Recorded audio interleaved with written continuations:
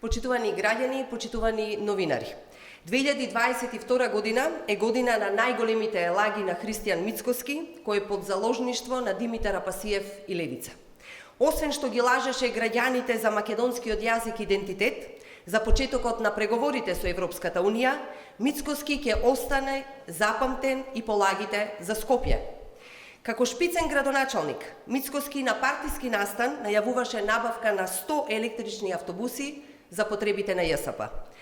Цитирам: "Со набавка на нови минимум 100 парчиња на електрични автобуси ќе допринесеме за намалување на загадувањето на воздухот и за таа цел изминатиот период остваривме комуникација со многу производители", кажа Мицкоски на партиски настан во Скопје. 9 месеци почитувани поминаа од тоа ветување на Мицкоски. Не само што нема 100 нови електрични автобуси, туку и тие што ги има веќе не возат. Во меѓувреме се случи хаос и со постоечкиот јавен превоз. Поради неспособноста на градската власт од ВМРО ДПМН, Скопје за прв пат остана без јавен превоз, приватните превозници веќе не возат, ЈСП тоне во долгови, а граѓаните се возат во преполни автобуси кои често доцнат и по неколку часа.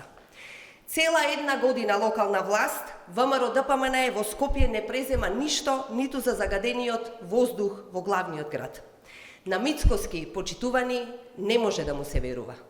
Ви благодарам.